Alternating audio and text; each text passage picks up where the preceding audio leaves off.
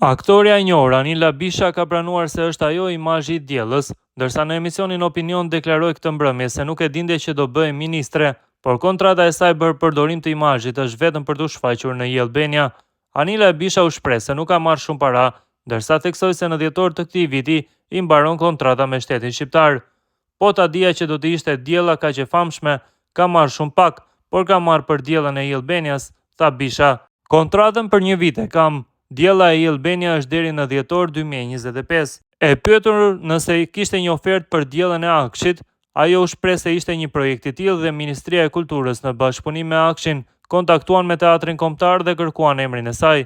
Më kontaktuan dhe u lidha me një nga vajzat e stafit të Akshit dhe më thanë që kemi një projekt. Okej, thash, në rregull, se neve na gëzojnë këto lloj projektesh, jemi aktor, jemi artist dhe kur na ftojnë për projekte, është diçka plus. Jo vetëm nga ana financiare, por edhe për imazhin.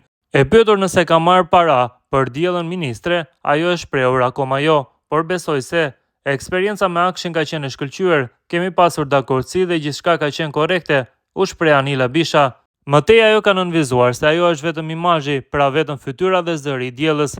Patjetër zëri dhe jam lodhur shumë për të dhënë zërin, ka nënvizuar aktoreja. Mëtej ajo ka sqaruar se si u bë imazhi I diellës.